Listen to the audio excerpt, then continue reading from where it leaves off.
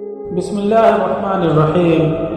سورہ کوثر کا وظیفہ لے کر حاضر ہوا ہوں۔ عشاء کی نماز کے بعد اگر آپ سورہ کوثر کو صرف 3 دن اس طرح سے پڑھ لیتے ہیں جیسا کہ ہم آپ کو بتائیں گے تو یقین مانیے اللہ رب العزت کی غیبی مدد سے آپ کو اتنی زیادہ دولت ملے گی کہ آپ دیکھ کر حیران ہو جائیں گے۔